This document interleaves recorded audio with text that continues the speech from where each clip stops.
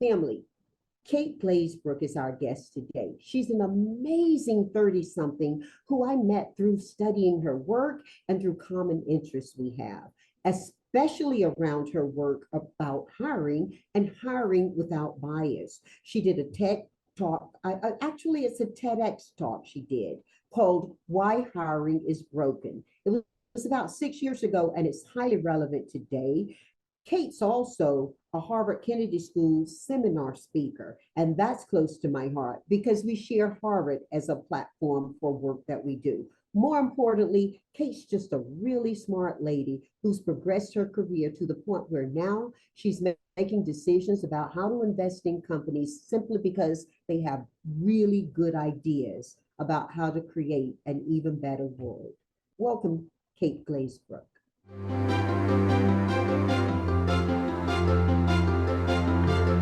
Oh, Kate, it's so nice to meet you virtually. You know, your work and reputation are so elevated that I feel as though I already know you to some degree. We have so many common interests. Welcome. Thank you so much for having me. It's honestly an honor. Well, I'm glad you're coming on. And before we jump into your career journey and all those things we do have in common, I want to have you go back and talk a little bit about your childhood and upbringing. I found what I could learn to be quite unique for a young woman of, of your experience. And so tell us a little bit about young Kate. I'm not sure how unique it is. I grew up in Sydney in Australia to two parents who were really passionate about public policy. My dad's an economist and he works on public transport policy. And my mum's a general practitioner, so she's a doctor, and worked very closely in a bunch of communities, actually very close to where I work now in inner city Sydney. She worked with a lot of populations with drug and alcohol abuse challenges, and a lot of young women who'd gone through rape crisis centres and a whole host of challenging, settings. And I think I learned from them the power of working on Kids things. from Redfern or across Australia? Yeah, she was mostly working in and around Redfern. That's exactly right. I Yeah. visited there twice, you know. Did you? What did Yes. you make of it? Well, the first time I went, I had a little bit of the newness of and fear of it. I had not done a lot of in-depth research. I just took the very highlighted information that was shared in the process of actually going there. I was on an economic mission there, Right. and there were still needles and things sticking up in the ground. So that was a little bit unsettling for me because even though I've had adult life experiences in cities, I've not actually lived in a city environment. And so that's where I historically would have experienced that type thing. Now the world is such that you see it everywhere. The second Yeah. time I went pretty much celebrity filled because everybody knew who I was by then. They read my books. They were excited for what I could teach and bring. And I also saw progress. So it felt good to go the second time. And now that I know that your mom has been a part of that, and indirectly the work that your dad does contributes to that, it just feels even better meeting you. Well, thank you. Yeah, I was really lucky, I think, to kind of grow up in an environment where those sorts of things were valued, and it's very much shaped the kind of work that I'm passionate about doing, and the sort of value system that sits behind all of that. So yeah, grew up in inner city. May not know what we're talking about when we say Redfern. Maybe to save them the Google, let them know what we're talking about. Bring them up to speed. Sure. So Redfern's a part of inner city Sydney, and it's actually been one of our oldest sort of communities in Sydney. Traditionally, actually, it's been a part of Sydney that has a higher concentration of people from First Nations backgrounds, so Indigenous and Torres Strait Islander Australians. And when we were growing up, there's a part of Redfern called the Block, which suffered from sort of pretty immense economic and social discrimination and disparities. It was a part of Sydney that, at that time was considered to be quite unsafe, and largely because there were a lot of people who were living lives that were quite deprived. And that's still unfortunately the case. I'm sure many people in the family, if they've paid any attention to Australian politics over the years, know that we have a real problem of sort of disparities between our sort of white populations and our First Nations populations. In fact, gosh, it on some metrics it's like the difference between a sort of developed world and a developing world context. That's how bad the sort of health and education gaps can be. And Redfern is in some respects one of the areas that sort of represents the change over time in that. Redfern's come a really long way in the sort of 30 odd years that I've been on this planet, though not without continuing challenges. But I think one of the exciting things about Redfern is it's also been a part of Australia where local Indigenous populations have been a big part of thinking about what they want that part of the world to look like, not just sort of developers coming in and changing the face of that area. So yeah, it looks very different than it did when I was younger, but still thankfully has a very strong First Nations community that lives in and around there.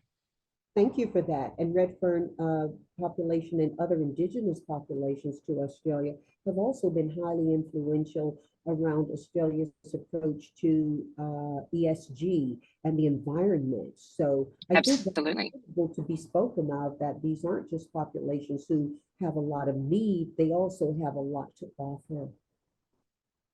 Absolutely. Indigenous knowledge is, it's embarrassing. It's the Australian Indigenous population is the sort of longest continuous population in the world. 65,000 years is the sort of best sort of guess.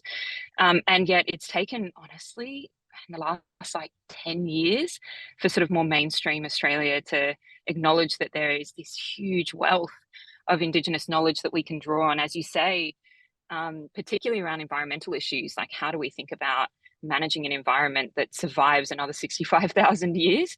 So there's a lot in there, plus there's a lot around sort of science and their understanding of botanics and flora and fauna, and a whole host of other things. But, I feel like we're only just beginning to really truly respect that as something we can learn from, as opposed to sort of otherize and say, wasn't that interesting that for that population, they feel that these things go A, B, C, but actually to say, what can we be learning from your traditions that we can bring into our approaches to public policy, to, to the way we run organizations and so forth. So I think it's a really exciting time for Australia.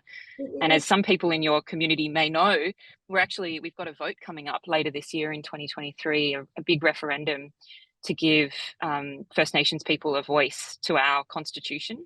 It's a really big issue in Australia and it's so long overdue. So fingers crossed that goes ahead. So your childhood was not that typical. I mean, I think I shared with you before we actually began this podcast that one of the things I love so much about you, I feel like I'm your auntie now. One of the things I love so much about you, Kate, is that your work is highly topical and your life is highly atypical. And I think that when we consider the influence of your parents and your own personal chosen education on how you work and live today, it's incredible. You've lived in many countries, you've witnessed the differences and similarities between these countries. And while I know you've landed back in Sydney for now, do you ever miss any particular places or lifestyles abroad? And most importantly, what do you think you've learned from living in so many different places? That's a great question. Yeah, there's a lot that I miss. So I've been extremely lucky in my life. I have traveled a fair bit, but I've also had an opportunity to live, study, and work abroad. So I guess the sort of first place I did that was Sweden. I did an exchange as part of my undergrad. So I went from what was at the time 40 degrees Celsius in Sydney, got on a plane, got off, and it was minus 10 degrees Celsius in Sweden. I was like, oh my gosh, what have I done? But no, I love that. And, as people may already be able to pick up, I was really interested in social welfare policy. So it felt appropriate to go to the Nordic region and learn from them. And then the next place that I lived a few years later was Thailand, and I did a bunch of work in Thailand and Myanmar for the UN on sort of education policy. I then moved from there to the States for a couple of years and lived up in Boston for a few years and spent a bit of time in DC, and then moved from there to London, where I lived for about 7 years. So I've been really, really lucky to live in a couple of the world's most interesting cities. And I think, one of the things that Australians know is we are on the other side of the world from a lot of other things. It's not sort of on the way anywhere unless you're planning to go to Antarctica. And so, we grow up in Australia knowing that we live not in one of the world's most sort of central countries. We're sort of a very lucky country sometimes because we're not you know, one of the biggest countries in the world. But I do miss the hustle and bustle of big cities like New York and London, and their kind of very internationalized experiences. We have a lot of multiculturalism in Australia, but you know, those cities really attract loads of people who come and create new things and then leave. And I think what's exciting about Australia is we're starting to get that same vibe down here. And so after 10 years abroad, coming back, I got that. And then I think one of the things that I also miss is there's this interesting, I don't know how you feel about this, JBH, but there's an interesting experience of being an expat, because I think you're forced to see the world slightly differently when you know you can't take things for granted. You know, it wasn't how you grew up. You start to sort of internalize your environment kind of differently. It forces the brain to work a little bit harder. And I think it also forces a level of humility because you know that this is not your place, or it's not the place that you were brought up in. And I think there's something about that that I miss sometimes too, you know, that sort of that forced reflection that you get when you live in new places. Absolutely. And you know, where I'm sitting right now, actually in Las Vegas, Nevada, you see the desert behind me.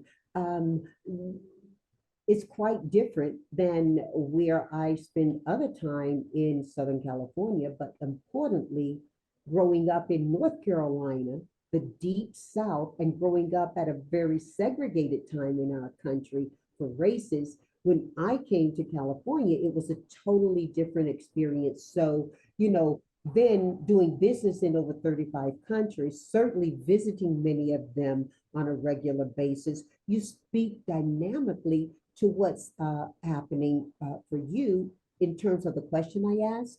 I think it opens another question for many people as well, because we're having the world brought to us digitally, and we're feeling and experiencing that in different ways as well. Um, so yeah, I want to go back to a couple of things you spoke to. And one of them, I think importantly, was around talking about immigrant populations and the diversity of Australia. First of all, be thoughtful about what you wish and what you celebrate for, because there's a lot about Australia that's beautiful because of the lack of that, as well as a lot of benefit because of the growth of that. You have grown a lot because you have some of the world's finest universities there as well. You know, and people come to attend your universities, especially people from the eastern part of the world, don't they?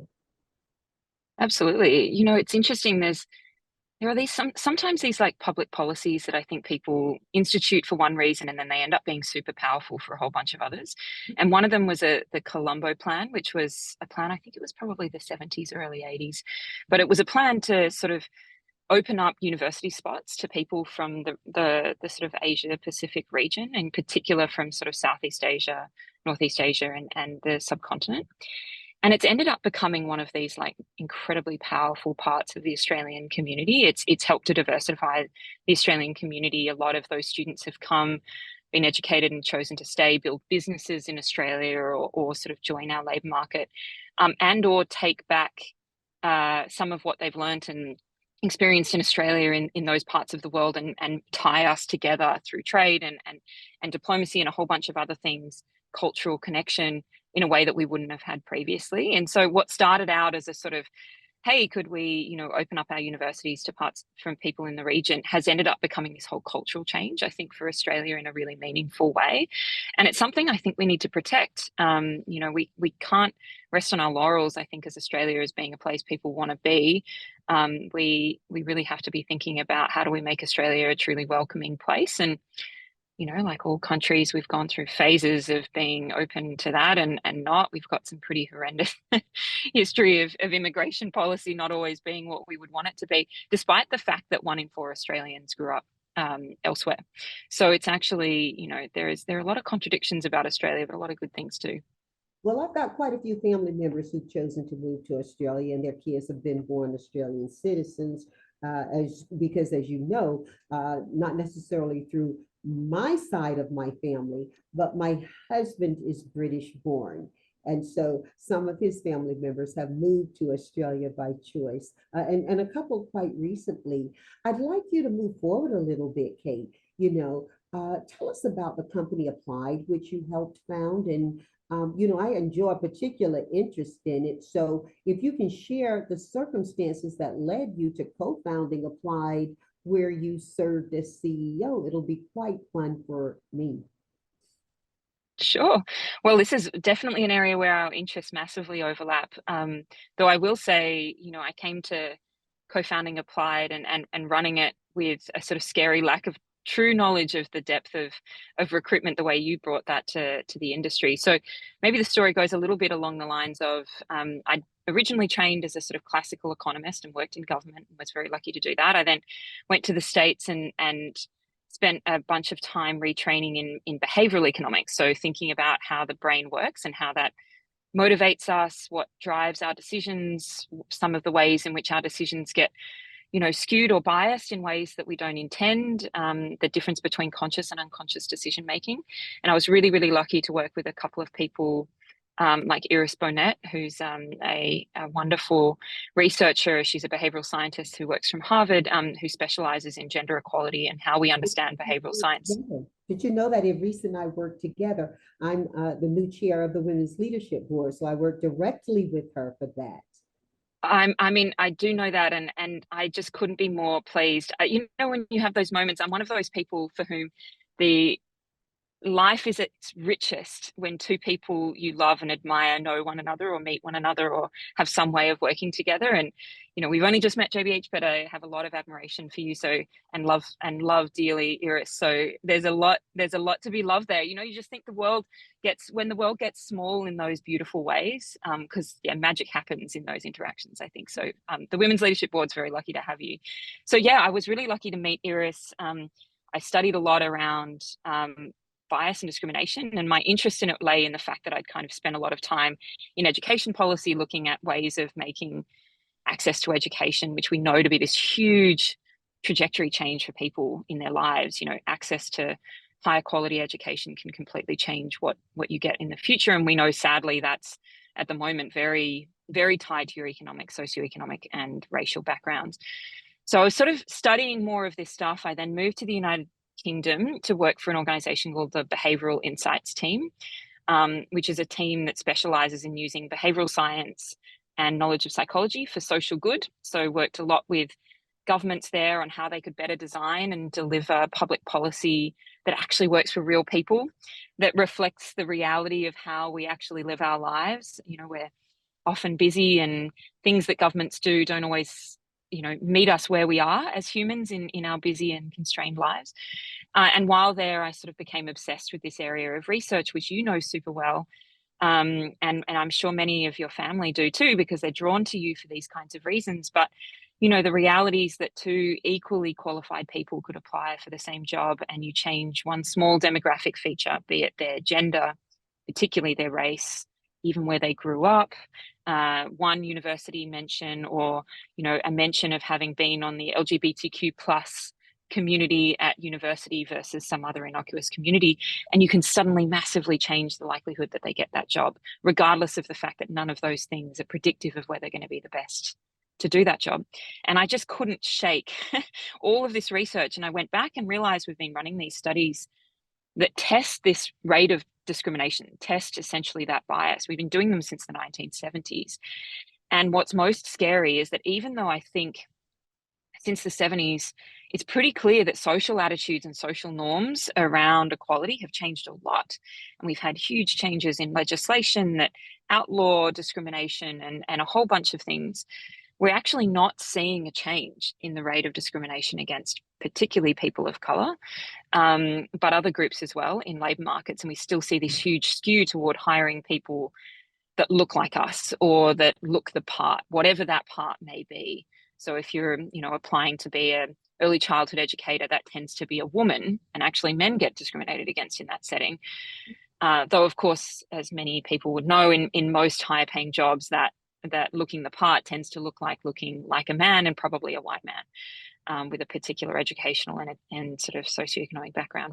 So I became obsessed with that. And one of the things that we had at the Behavioural Insights team was this small venture arm with a small amount of grant funding. And if you pitched in an idea for a product or a service that you felt brought behavioural science to bear for social good, but that might represent something that could spin out into its own organisation, that they wanted to hear about it. And I guess I had looking back, the naivety, audacity, I don't know, to say, this is something that I think we should do something about. And I think that in addition to the amazing work of organisations all over the world to try and remove discrimination and improve equality, I wonder if there's something in the technology that people use every day that shapes the behaviours, and could we use that technology to remove the risk of bias, so that just like we use our phones and apps and all kinds of technologies to help us get where we want to go faster and more efficiently and help us make better decisions, could we do the same thing but with an explicit goal of removing bias from this hiring process? And so that was the sort of genesis of the idea. And they were like, oh, that's kind of interesting. Why don't you have a crack? So I got a small amount of grant funding, and me and my co-founder Theo Felgett started running experiments. So running full-blown randomized control trials, not unlike what you would run if you were putting a new drug onto the market, because we had this high standard that we needed to be able to prove statistically that we could improve the outcome if you changed what information people saw about candidates and how they saw it.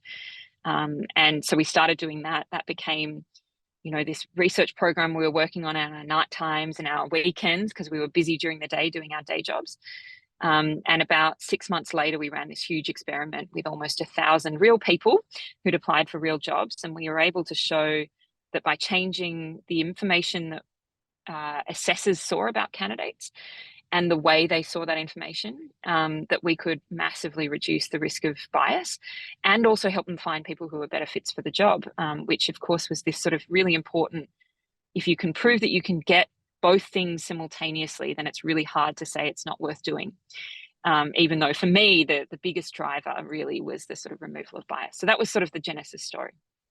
Well, it's quite an impressive one. And to your point of whether or not it was naivete or audacity that led you to ask the question and act on it, I would say they could have been elements of it, but a large part of it was bravery. And I think in particular, the success of your work there leaned in, as I see it, correct me if I'm not clear, you were brave to actually take experience and apply scientific methodology to it versus, I mean, for years I've said in this company, and my husband would say this even years before me, that was one of the things that we actually laughed about, that we saw so in common.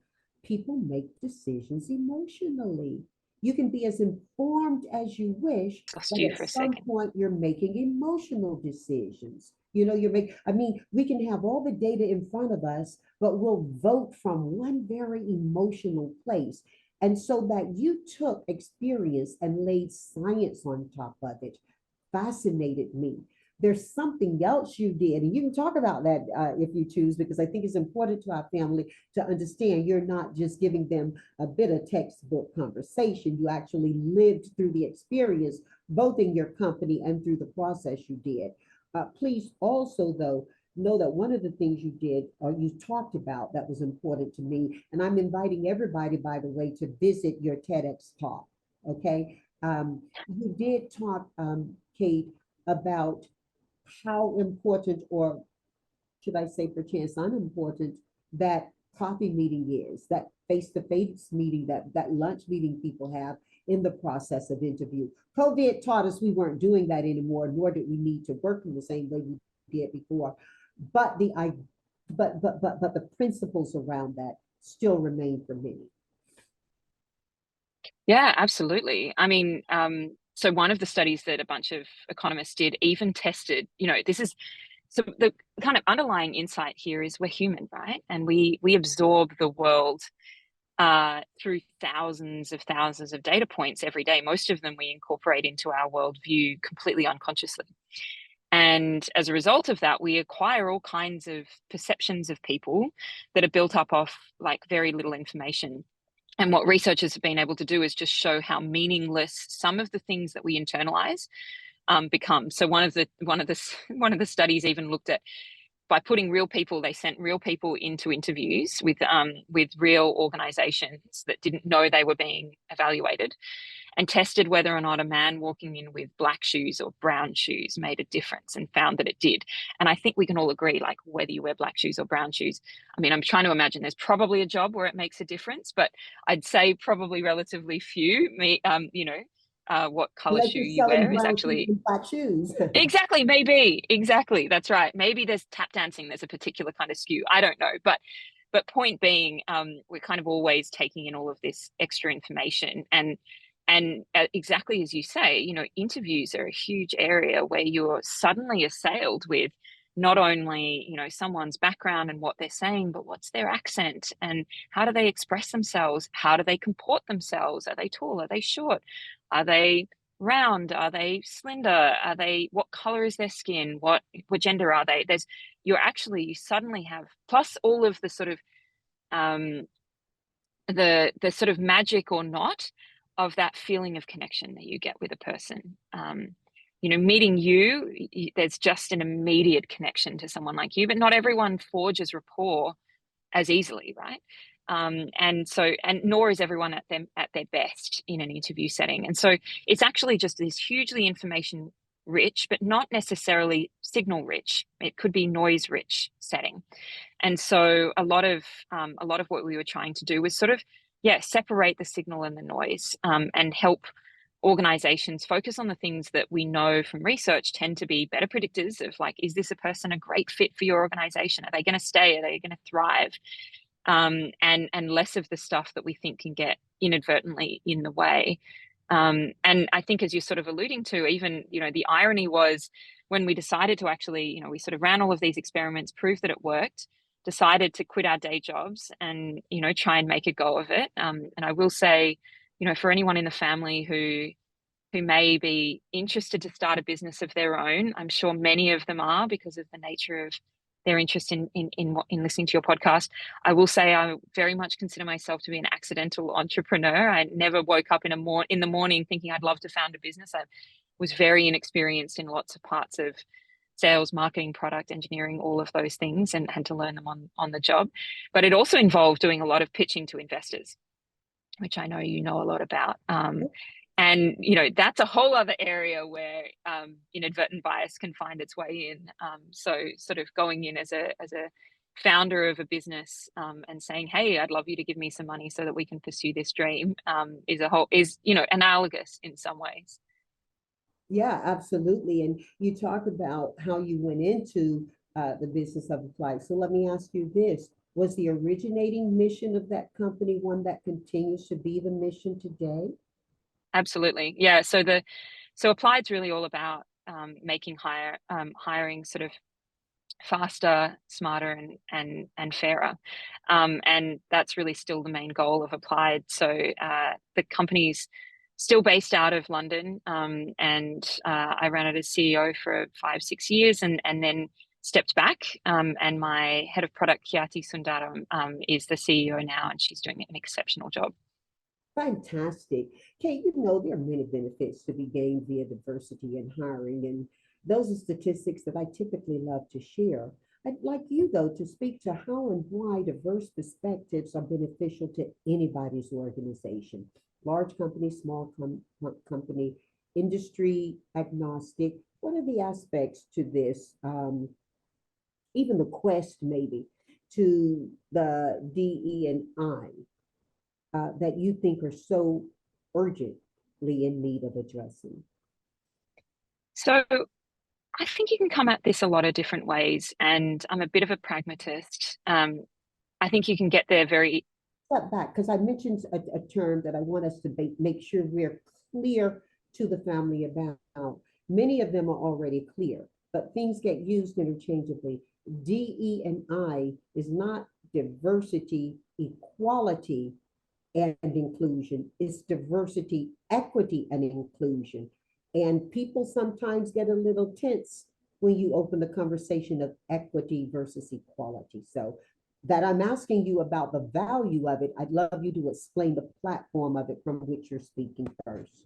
You think that's Yeah, Yeah, I think that's absolutely right. So equity and equality, a lot of people, as you rightly say, they get a little tense about whether or not we're trying to say, we're trying to hold some people back in order to pull some people forward.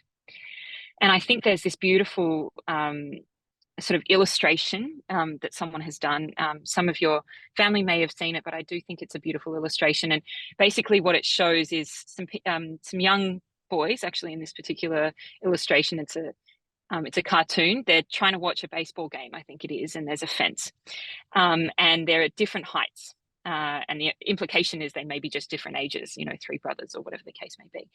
And equality is the idea that everyone's standing on the ground and there's a fence. And so, the tallest brother can see over the fence. The next one is sort of reaching a little bit to see, and the smallest brother just has no hope of seeing the game. And equity is more the concept that you make it possible for all three of them to be able to see the game by changing the heights of the things that they get to stand on. Now, it's a slight oversimplification, but the underlying concept is if we want to give people equal access to opportunities in the world, we have to acknowledge that not everyone is starting from the same starting point. And there's a variety of reasons, historic inequalities that drive that, but then there's a whole host of other things that come into play. And so what we care about at Applied is really thinking about what is the true leveling of that playing field such that everyone gets their full potential and their full opportunity. And I think from our view, it's sort of this idea that talent is evenly distributed across a population. I'd love someone to tell me about any true science that shows that there is intellect concentrated in one particular part of the demography. I've never seen any good evidence that is true. It is evenly distributed.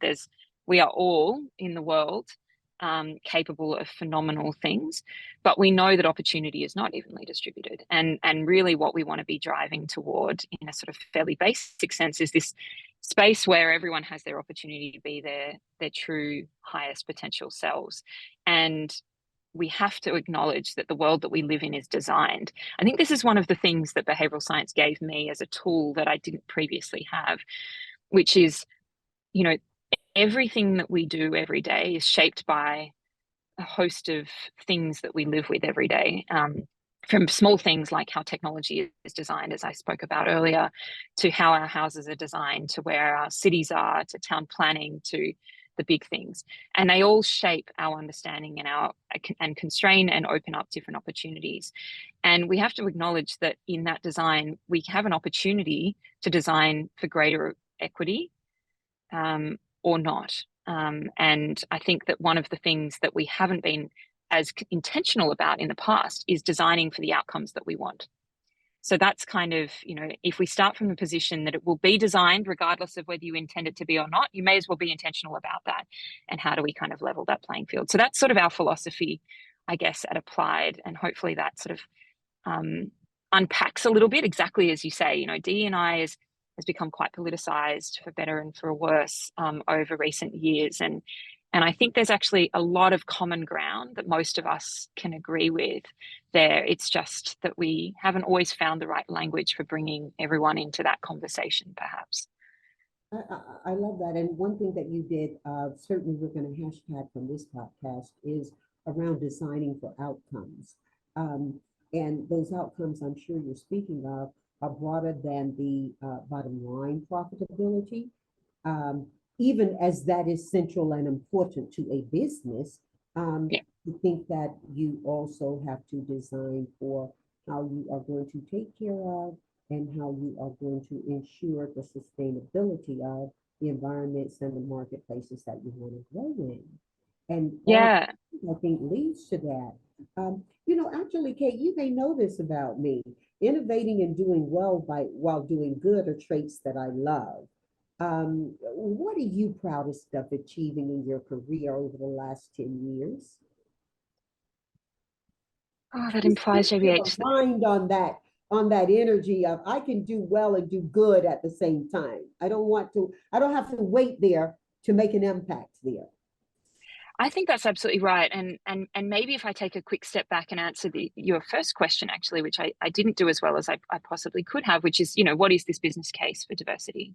And as you rightly say, it's diversity, equity, and inclusion, because it's not sufficient to just have people of different colors, races, genders, and so forth in an organization. They have to be truly included in the conversation, and be given an opportunity to thrive in organizations. But the science around why that actually works is quite interesting. So maybe if you'll indulge me, I'll quickly explain why it is that we're such big believers that it's not just a moral good, which obviously I think many people in the family believe it to be so, but it's actually just good business sense.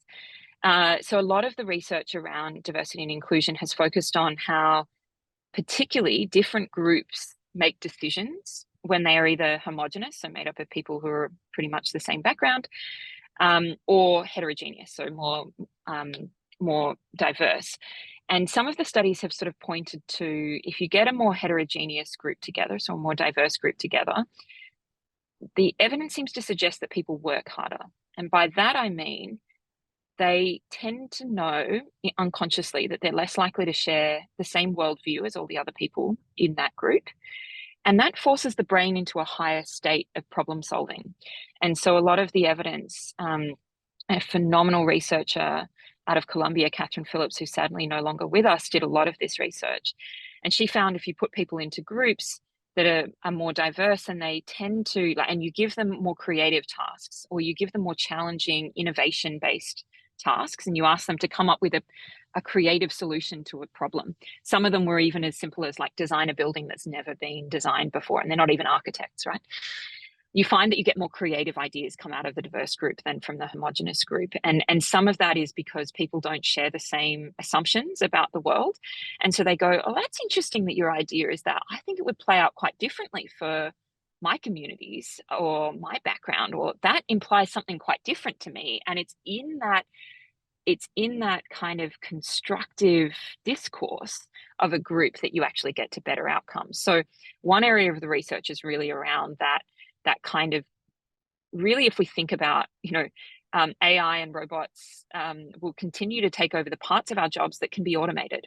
And what we're going to be increasingly left with, at least in the parts of the world where, our knowledge economy is the sort of big driver of the economy, we're going to be left with the parts of the jobs that only humans can do. And that's, these complex problem solving challenges, and where creativity is a big part of that.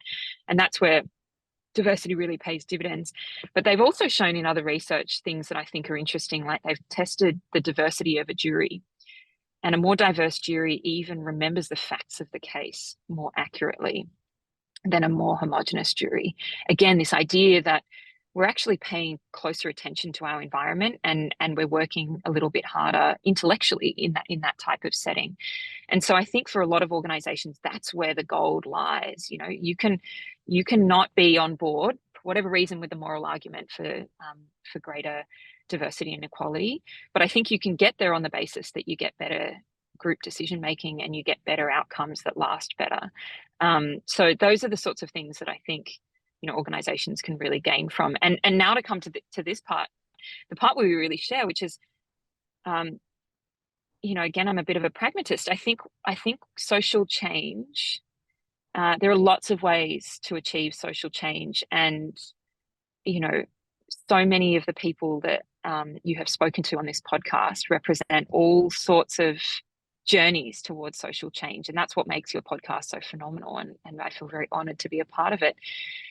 For me, I feel like, you can get strong stickiness in social change if you can find more than one reason why something should happen.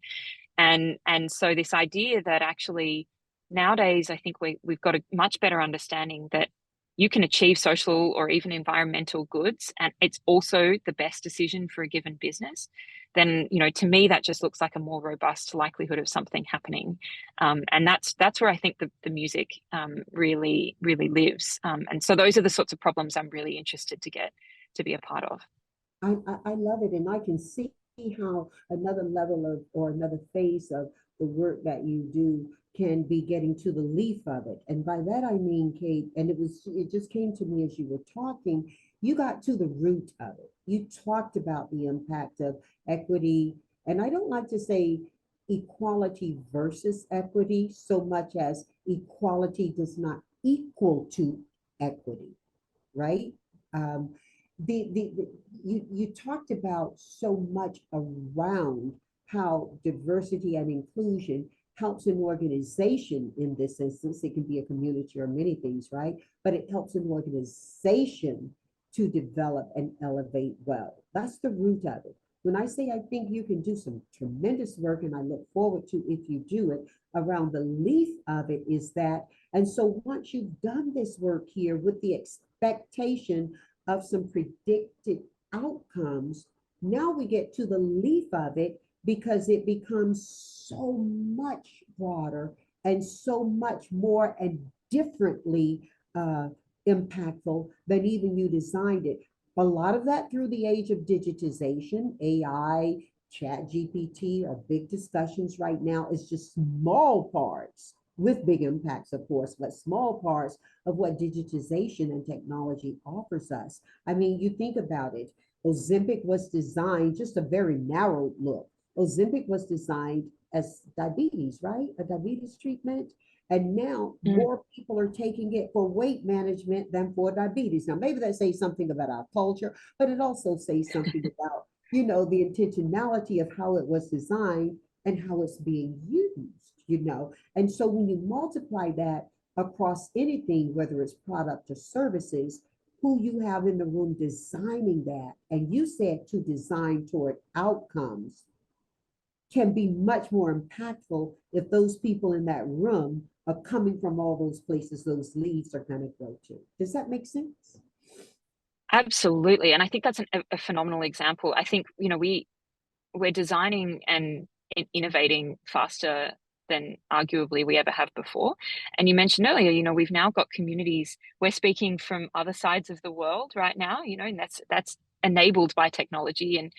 And so we've got this sort of intensification of ideas flowing, which just accelerates everything. And that's, of course, where we're lucky with technology to be able to do amazing things. But you also allude to, you know, there can be lots of unintended outcomes, both positive and negative. And having a more diverse set of people helps you to spot what those things may be and to spot the great opportunities that might come from, hey, you know, actually, have we ever thought about applying it in this other setting? But also, it might play out differently, given what I know about the world. I imagine people I know and people I feel more aligned to may relate differently to this, and it may play out this way. And it's that sort of like, it's a slightly trite phrase, but the sort of seeing around corners. I think diversity helps us to do that a lot better and not fall into those sort of same traps. Plus, you know, on top of all of that, there's something to be gained from saying, you know, if technology is going to eat the world, as some people say, let's make sure it's accessible to the whole world to use. You know, I'm sure some people in your family have seen this horrible video where someone sort of shows one of those soap dispensing machines, which we've all become very accustomed to nowadays post-COVID.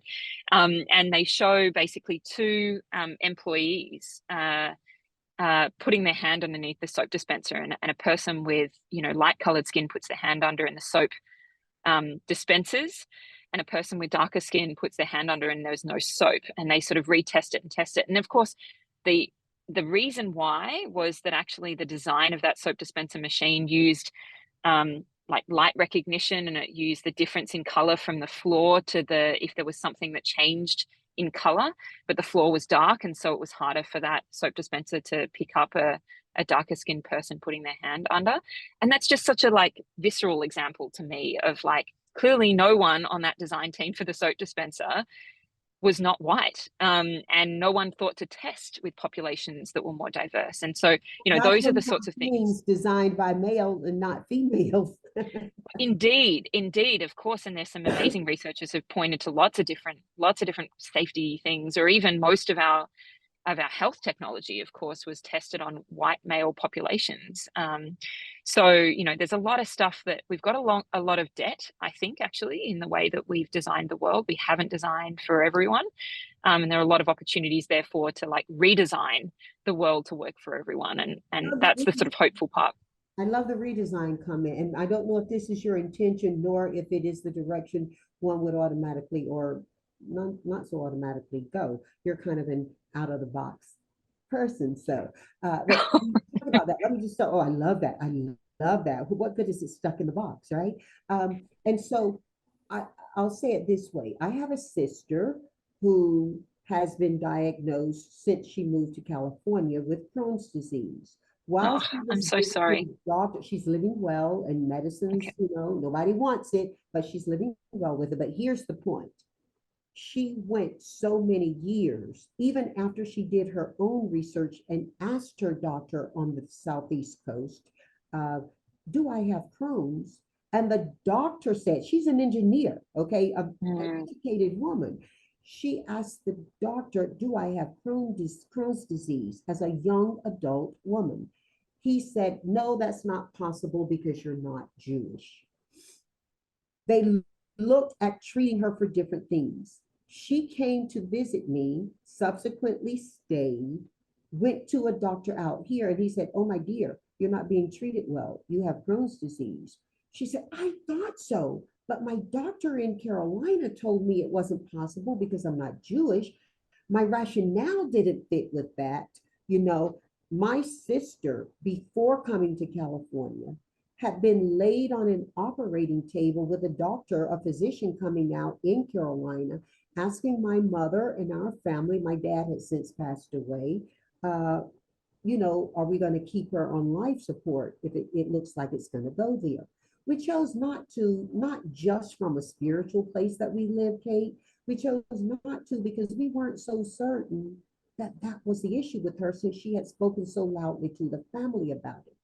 Once she mm, was able to leave that place and she came to California, and she was then, I believe, properly diagnosed by someone who wasn't in the box and someone who had had experience with diverse and inclusive patient populations, she was able to get treatment that now she lives as freely physically as I do. Does she go in for her regular treatments? Absolutely, she does. Does that medicine work on her? It does because it was tested on people like her as well. Or sickle cell, you know, how diverse, how really far away is sickle cell from, is it Sachs or Tay-Sachs? So I think, when we talk about diversity and inclusion, it's not just about how many of this population do we have based on the aggregate population. I think it's also about how well are we learning to live together and how much are we appreciating that one, communities are designed differently. They're no longer simply geographically based. yep. Uh, so, I mean, you and I are part of a digital community. We've not been in the same room at the same time, and we've definitely been in the same place at the same time, digitally, And I think also, Kate, and I love your thought on this, that when you talked, I believe it was in your TEDx talk, you talked about how we look at designing for outcomes, and we mentioned that briefly here. I think the reverse of that, how we look at those outcomes to learn what's next, is really important. And that's where I'd love to see your work go, you know? Yeah, I think that's right. I think if you start from the perspective, as I sort of alluded to earlier, that talent is distributed evenly, but opportunity is not, it suddenly gives you an opportunity to look at the world through a different lens and ask the question, there may be 1,000 different reasons why someone wants to live a particular kind of life. But I think if you include in that, is it possible that they weren't given the opportunity but would like to live differently? And what does it look like? You can say to people, it might well be the case that not everyone wants to be the CEO of, one of the world's biggest companies. That's not everyone's life goal, and that's fine.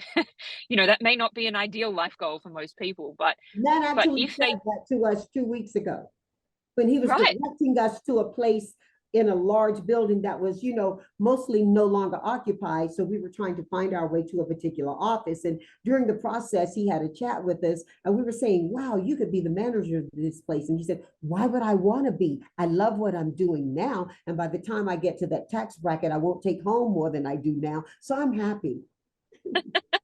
Indeed, like I think this is sort of where I think most of us would like to get to, which is that the world keeps open as many opportunities as possible, and it's up to you to kind of forge your own path. And I think just removing any restriction, maybe people listen to this and they think, gosh, that's a pipe dream, and it probably is, but I think it's a pipe dream worth having the audacity to hope for. And that's kind of, I guess, where we come from at Applied. And Oh, so women were, that was a pipe dream for many years. right, exactly. And we look back at some things in history, and they seem so obvious that they changed, but they actually only changed because some people had that moment where they woke up and for whatever reason, the world just didn't feel inevitable to them. And I would never want to put myself in the category of those people, but I think we're part of a movement. There are a lot of people who feel that, and people in your family in various ways, I think, are those people. You all have an opportunity every day to be to sort of redesign the world around you Well, a you little have bit. our family now, so you have to drop the Y and say our family. Indeed. I feel very honored to be a part of this family. And I think I just think, I mean, maybe to jump a little bit ahead, again, I mean, maybe people think it's a little Pollyanna-ish, but such a tiny proportion of the world's population has the opportunity to choose how they spend their days. Mm, mm. We are part of a really tiny minority who've had that opportunity. You've come from a very different background to me, and worked a lot harder to get to where you are than I had to. And there are a variety of reasons we all know for why that's true. But for those of us who have acquired that opportunity, I just think, we only get to live once. My personal worldview is we only live once. And so if you have this rare opportunity, then use that time wisely. And that doesn't mean you have to share my particular passion or your passion for diversity, equity, inclusion, or for a sort of a social good, but however you want to use that time, know that it is super precious. And where your hours get spent is a Yeah, very precious yeah. good and a commodity. I'm not sure if you watch nor care to see Downton Abbey. I did because, as I mentioned, my husband's Yorkshire born, so we watched. But in it, the matriarch of the family in one of the episodes is sitting at the table in the estate home, and some Americans, I believe, some film people were coming over and they were allowing them to film. You know how those zones had to figure out a way to sustain themselves after the First World War, and once taxation and stuff started to happen. Um, and she's seated next to an American, and the American speaks about what they were going to do over the weekend. And she asks him, "What, my dear, is a weekend?" There are people who don't understand what a weekend is, not literally, but figuratively speaking, because their circumstances are so different from those who do. There are people who don't appreciate the value of water because they don't get up early in the morning and carry it from a well to their family every day. Yep. And people are doing that today.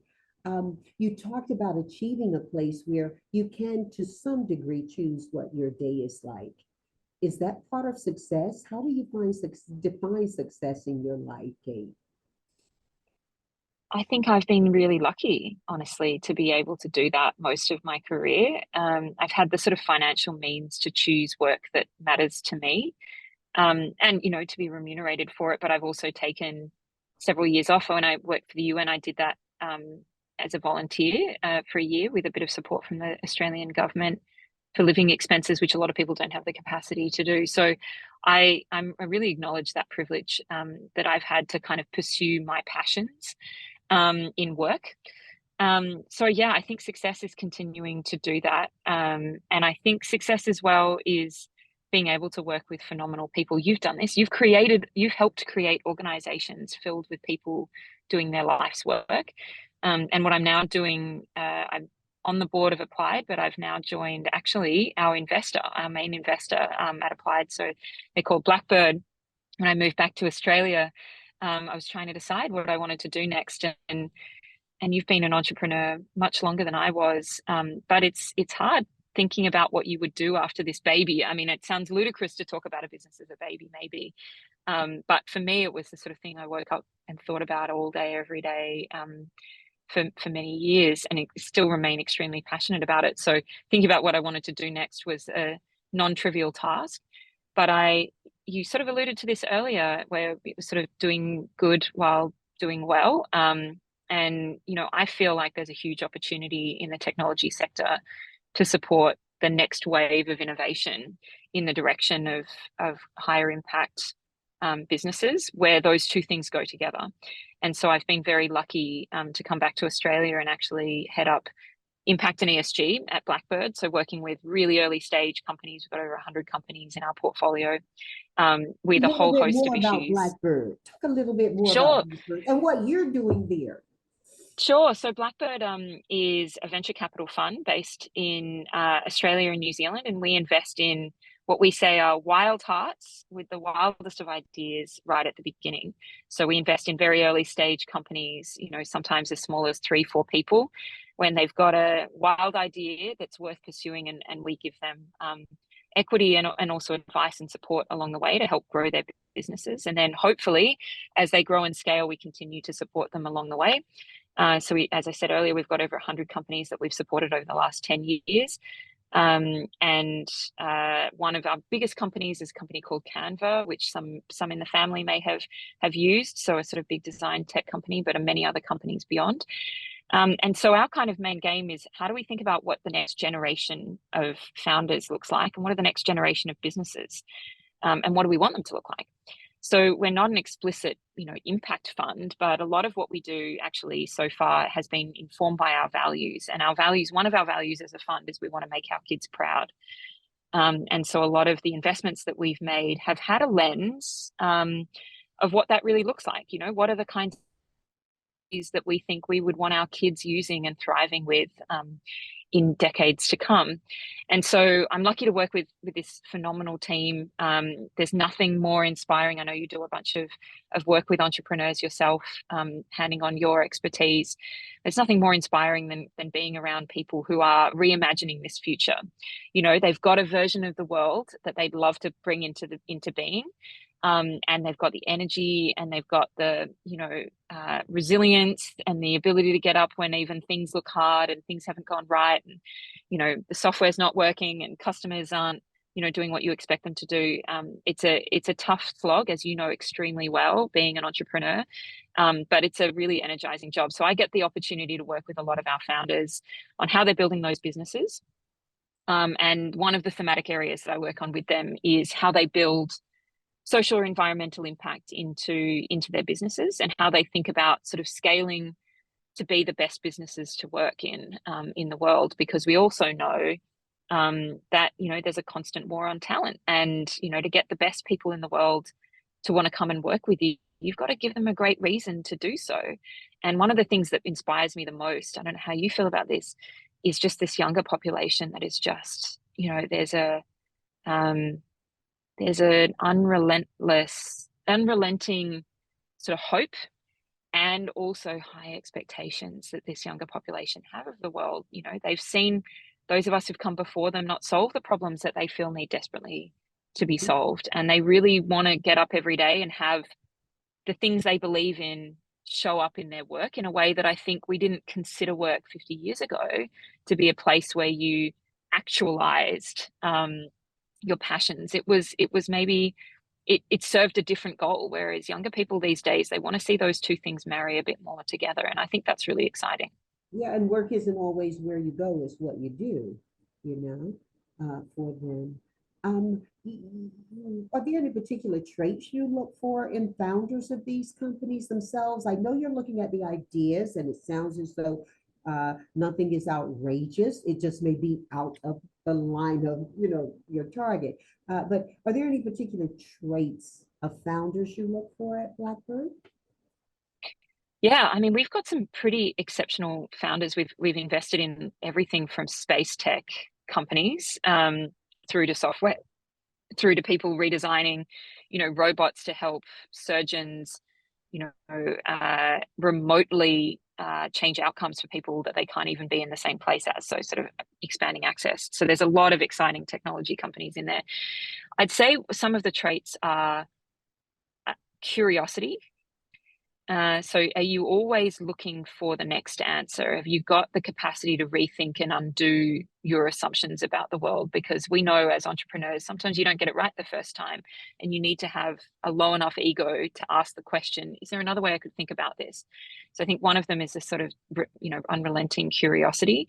Another is that resilience, because, I mean, at the moment we're living through a macroeconomic environment that's much tougher than a couple of years ago. It's a harder fundraising environment. It's harder to find customers.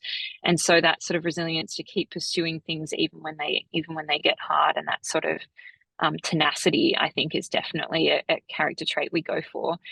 And then definitely one of the traits is just, do you see the world a bit differently, which comes back to these ideas, but do you have the courage to pursue those big ideas in a new kind of way? Because those are also the sorts of traits that draw people, great talent to you. You've filled hundreds of thousands of jobs in your career through your businesses, and you know that people are drawn to people who have passion. And so I think some of those traits also need to sort of be there in the get-go. And then the final one might just be product obsession. We believe like the best products in the world have people who are obsessed with making them excellent. And so that sort of product obsession is always a part of it as well. Well, wow, you're looking for, in many ways, the traits that attracted me to you. So I'm really happy with your permission to be your new auntie. I just love what you're doing. I love that Please. you're present here. What's next for you, and what's next for Blackbird before we go to 4 for 4? Well, I think for me, actually next for me is a new adventure. I'm 6 months pregnant at the moment, and I'm about to have a baby on my own, which is going to be an adventure unto itself. So hopefully some of my experiences as a founder will help me navigate some of that. I don't know exactly what's translatable there. So that's going to be the sort of near term piece, is actually taking a little bit of time off and learning what it's like to be a mum, which I'm very fortunate to Of have a the human, opportunity of a to human. be. Yeah, exactly. So it was many years in the making, and not an easy road, as it isn't for many people. And so I feel very fortunate. So that's the sort of immediate term. On the job front, though, I feel like I've just scratched the surface of what this opportunity to work in venture looks like. And I'm really, really excited to continue to work with the team and all of our founders on what the future holds. I think we're at a really interesting crossroads on a lot of this sort of area around ESG. And I know, again, it gets quite politicized, but I think if we come back to the part of it that feels real to me is just this idea of, I don't think any of us wants to live in a climate crisis. We all want to live in a world that gives greater opportunity to more people, and we have an opportunity through business to try and solve for some of those challenges. And so why don't we give it a go? And I think there's a lot of exciting stuff that organizations can do in that space, and I'm excited to work with them to do so. So that's kind of what I'll come back to at Blackbird, is continuing to focus on how early stage technology companies can be part of these solutions. I love so much what you're saying and where you're headed. We are going to do 4 for 4. Before we do it, let me just say this, Kate. Please note everything that you learned and you have given and continue to give to being a mom to businesses does transfer to your children. So many people are better moms of their work than they are of their children. I'm enthusiastic for you and your family. Thank you. And please, Well, as my new auntie, I will be calling on you for much advice. Yeah, so let me know when the due date is. And I then will. please also thank your mom and dad, because the influence that they've had on you and the ability for them to nurture a human such as you, who didn't have to go the road that you've gone, except you did have to go it from in here. That's powerful. And I love being a part of your family as much as you are now of ours. Shall we go 4 for 4? Sure. Okay, 4 questions, 4 answers. Eat first for 4, right? 1 for 4. Yep. You get to host a dinner. You can have any four people from any time in history to present there. Who's going to be at your table? And they must be human. Okay, so I mean, excellent question. When I was thinking about this, I actually came up with four people. They all happen to be women. But bear with me, none of them are with us, and none of them I've known. So I think I would love to have a dinner with Emmeline Pankhurst, who was a famous British suffragette. I have her picture on the wall, and it's huge. It's Oh, I a love that. picture. Amazing. Of Miss Pankhurst. Amazing. Yes. She So I took the think tube. I think She it would took be the tube down her throat for our right to vote. she did. She did many things for our right to vote, a lot of things very controversially. And I think having her in at a dinner table with Rosa Parks would be exceptional. Just to have two women who had the courage of their convictions. And I think, You obviously said their stories Parks? themselves. You said Rosa Parks? Rosa Parks, yeah. Okay, the reason I asked Um, you is because I thought I heard you say that. I didn't clearly, as you stated, we are across the ocean from each other, although we're in the same room and space. Um, because we're rewriting the history books here in the US in some of our states. And I just received an email this morning that showed how we identified Rosa Parks in the original history book that mentioned her, which was as a woman who refused to follow the law at the time that stated a Black person had to get out of their seat if a white person wanted that seat.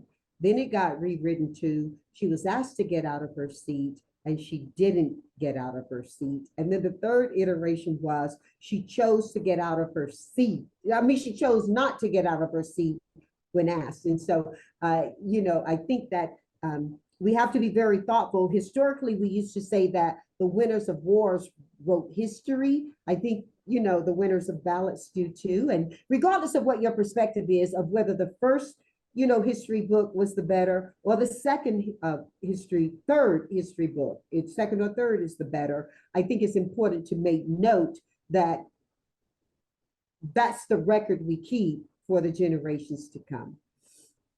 Absolutely. And the framing of it, even small changes in the way that we frame those stories make a huge difference to how we interpret them. I couldn't agree more. Absolutely. And I think the two that I mean, it's so obvious why they're phenomenally interesting women, but I think what I would love to ask them is, was it obvious to them that they were world changing? I'm guessing that they would say no, but the world gets changed by people in sometimes small acts and sometimes big. And I think it would be a phenomenal understand, how they understood themselves at that time. And then the two people I'd love to put with them actually would be my two great grandmothers who I didn't know. Both of whom were, so one I'm named after, and she was very, very close to my mother, which was why I have her name. And the other is my father's grandmother, who was a bit of a renegade in her own time. She swore, she drank, she shot, she smoked, but she was quite a she really bucked the social convention of its time, and she got married very late, had children very late, and she chose to work. And I think having that group of women in at one place would be really fascinating. So those would be my four. It's in your DNA, kid. And by the way, your name for your grandmother, my daughter is a Kate. Oh, well, that's an extra honor for me. I'll enjoy introducing the two of you. Shall we go two for four? I'd love that. Yes, that would be great. Okay, so what music are you listening to right now and why? And not podcasts, artists, musical artists. Yes, I'd love that. For many years I worked in a CD store, which for those in the family who are on the younger end, you might not even know what a CD is, but it was a record store. So music has always been a big part of my life.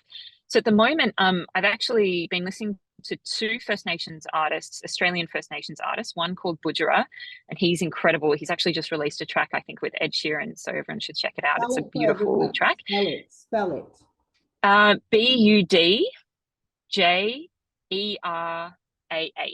Budjera. He's going to be big. I think people should look out for him.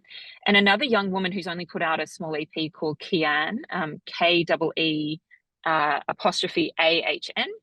and she's sort of a soul singer, and it's absolutely beautiful music. So I'm listening to them. I was recently in New Zealand and happened upon a busker in Queenstown, of a young classical composer who makes his own music, called Luke Gadjus. I don't even know if I'm pronouncing his surname, but it's Gajdus, and you can find him on Spotify, and it's beautiful. And it turns out we were captivated. We were sort of standing there watching him play this piano. He'd like wheeled down to the water for like half an hour. And it turns out he has a degree, I think, in music therapy, and you can really tell it's just absolutely beautiful classical music. And then someone I'm always listening to a lot is Christine and the Queens. They're a non-binary performer out of France, and they just sing just phenomenal pop music with a really great message. I think a lot of that's going to be played in the nursery as well. Yes, probably. Okay, Kate, let's go 3 for 4. What 4 books do you advise to our family as a good read, and why? So, on the fiction side, I think one of my favorite books of all time is A Suitable Boy, by Vikram Seth. It's sometimes most famously known as, I think, the longest book written in English or something, or at least it was, but don't let that put you off. It's just a totally captivating, many decade long saga set in India and Pakistan during the partition. And it just does this, he's originally a poet, and he does this beautiful job of pulling together, you know, a whole set of families' experiences. And so you sort of see the world unfold through 20 different people's experiences, plus a really important time in India and Pakistani history. It's just gorgeous. I recently read a book, last year I read a book called Still Life by Sarah Winman, which I just thought was absolutely beautiful. It's set in Europe, just after the war. It tells a story that I think brings together, you know, beautiful life histories in a beautiful way. I think I also read recently Leonardo da Vinci, which is just a biography by Walter Isaacson about his life. And I think there's so much that we can take away from Leonardo's life. Obviously, we know a lot about his inventions, but a lot of my understandings of how he came to those ideas were totally wrong. And he was a really much more complex character than I think any of us believed. He was openly gay at the time, which was, of course, you know, hundreds and hundreds of years ago. He lived a really interesting life, but he also procrastinated a lot. And he actually wasn't he wasn't quite the innovator that I expected him to be, but in many ways much more impressive. So I thought that was really inspiring. And then finally, we spoke about her earlier, but Iris Bonet is one of my great mentors and advisors and friends. And she wrote a book a couple of years ago called What Works? Gender Equality by Design, which brings together the science around sort of all of the stuff we've talked about today, and how you can make organizations much much fairer and work better for all people by applying even basic traits of behavioral science. And she's actually writing a updated version of it, I think. So I think anyone who's interested in the sorts of topics that we've talked about today, it's a very accessible book, and it's designed for real people in the real world, including people organizing, leaders of organizations. She is an incredible author and an even more spectacular human being. I pinch myself whenever I'm about to go into the room and be in her presence, because I'm like, okay, there is a God, there is a God. And I'm now certain she feels the yourself same as a way about goddess. you. I'll be texting her immediately. Yeah. Shall we do 4 for 4? Great. Okay. 4 pieces of advice you think relevant, helpful to our family, and why. And if it's advice that was shared by someone else to you, directly or indirectly, please give homage to the author of the advice. Absolutely. So the first one is, have a committee of people that you trust in your life that you can go to with the things that feel hard. And I'm very lucky to have lots of people in my life I can go to, but I have one particular group. It's a WhatsApp group which has the name Who Run the World. And yes, it is a group of women that I have met. And it's just this exceptional community where everything from life to work to ethical dilemmas to ridiculous things that we've seen on the internet goes on there. But the part that really is powerful is in the areas of life where you need someone to champion you on a hard day. It's a group of people you can chuck the situation into and just say, like, how would you deal with this? And that to me has been, such a huge part of coping with various challenges and thinking about various solutions. And it's a completely free place for all of us to be exactly who we are. And they may filled cheer you on, they're not necessarily a cheerleading squad, because they'll get you straight too, right? Exactly. And they're people who'll tell it to you straight. They'll hold your feet to the fire and they'll say, Kate, is this really you? Could you think about it another way? That's exactly right. There's a really subtle but important difference between people who just support everything that you would say and people who support you to be the best version of yourself. Mm-hmm. So that would probably be one of them. Another, which I've actually just learned through my time studying behavioral science, and so in many respects, I would probably credit Danny Kahneman, who's a Nobel laureate and has done exceptional things for that area of research, that sort of proves that in life, actually, we tend to regret the things we don't do more than the things that we do. It sounds maybe obvious to say it out loud, but I've had to remind myself of that sometimes when risk aversion kicks in and you think, oh, what happens if it doesn't go well or if it doesn't work or whatever the case may be. And even just knowing actually that the science is that the things that stay with us as regrets are often the actions we don't take rather than the actions that we do. So, that's, I think, maybe one of the things that I've. Interesting. I'm going to work to ensure that the young entrepreneur group who were present to a conversation I had last evening with them at North Carolina A&T State University. I did, right? That's my university. I'm going to make sure they hear this podcast and that they hear you say that. That's something I shared with them. I encouraged them, look, guys, you can do all the planning and everything, but it has been said that people nearing what they think is the end of this life will say they more regret what they didn't do than what they did. Yep. I think that's beautiful, Kate. That's beautiful. Thank you. Well, it's more than a motherhood. It's actually backed up by science. So if there are some people there that are not naturally inclined, maybe that will help them get over the line. I'm loving that you said it. That's why I'm loving that you said it. So maybe related to that actually is a third one. That's a piece of advice that frankly I have to remind myself of every day. It's advice I don't think I've ever totally nailed, but it's not to let the perfect be the enemy of the good. Wow, repeat that. Oh my God. Don't let the perfect be the enemy of the good. So don't worry about things being perfect, because often that's the reason why we don't get started. And many of us share these traits. We're tough on ourselves and we think everything needs to be wonderful, but actually sometimes that's just the fastest path to procrastination. And so I'm always working on being willing to put things out there to the world, to colleagues, to friends, to whatever, that are imperfect, but you learn and you iterate and you improve. And to your entrepreneurs group, that's obviously something that they're having to learn the hard way, because you can't let perfection get in the way of just making some form of progress. So that's probably one I need to remind myself of every day, to be honest. But I do think the best learning comes when you're sort of willing to put yourself out there a little bit.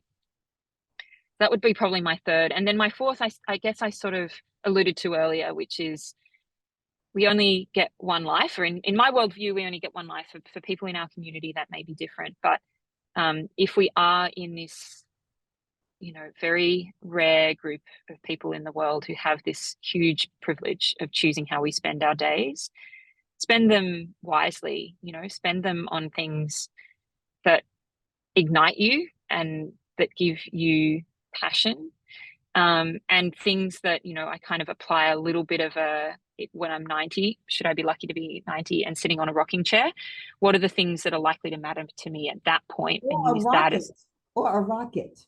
Or a rocket, indeed.